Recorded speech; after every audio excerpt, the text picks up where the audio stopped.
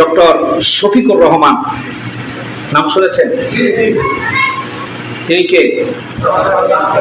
বাংলাদেশ জামাত ইসলামীর আমির। ওনাকে গ্রেফতার করা হলো।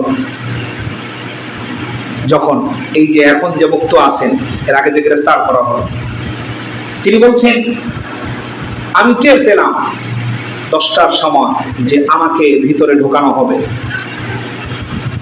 আমি প্রস্তুত হয়ে পড়লাম, ব্যাগ গুছিয়ে ফেললাম। সারাদিন গেল, তারা আসলো না, কিন্তু আমার কাছে খবর আছে তারা আমাকে গ্রেফতার করবে। রাত 3টা বাজে যখন আমার বাসার সামনে পুলিশ আসলো, তখন দরজা আমি নিজে খুলে দিলাম। খুলে দেওয়ার পর যখন দেখলাম বিপুল সংখ্যক পুলিশ, আমি তাদেরকে দেখে বললাম, ডক্টর শফিকুর রহমান বলছেন, আমি তাদেরকে দেখে বললাম মাশাআল্লাহ আলহামদুলিল্লাহ, সালাম দিয়ে বললাম মাশাআল্লাহ আলহামদুলিল্লাহ। বিনা দাওয়াতে আমার বাড়িতে অনেক মেহমান এসে গেছে। এত মেহমান আমার বাড়িতে রাখার মতো জায়গা আমার নাই। আপনারা কয়েকজন ভিতরে আসেন, বাকিগুলো রাস্তায় গিয়ে দাঁড়ান। ভিতরে আসলো কিছু অফিসার শ্রেণীর লোকেরা, ভিতরে আসলো। আসার পরে তিনি বললেন যে আমার 10 মিনিট সময় দিবেন, যদি আপনাদের 10 মিনিট হাতে থাকে আমাকে দিবেন, না হলে এখনই রেডি। ওনারা বললেন নামাজ পড়বেন? জি আমি নামাজ পড়বো। ঠিক আছে, আপনি নামাজ পড়েন, আমরা আছি। তিনি নামাজ আদায় করলেন। এরপরে ব্যাগ গুছিয়ে যখন রওনা দিবে, তখন পুলিশ অফিসার তাকে জিজ্ঞেস করছে, স্যার একটা কথা জিজ্ঞেস করবো? বলেন।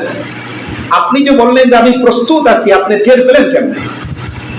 তখন তিনি সাবলীল ভাষায় বললেন, আল্লাহর দ্বীন কায়েমের আন্দোলন যেহেতু করি, সেহেতু আল্লাহর দ্বীন প্রতিষ্ঠা হোক। যারা চাই না তারা আমাদেরকে ধরবে, মারবে, আর ধরা আর মার খাওয়ার জন্য 365 দিন রেডি থাকি আমরা। কতদিন?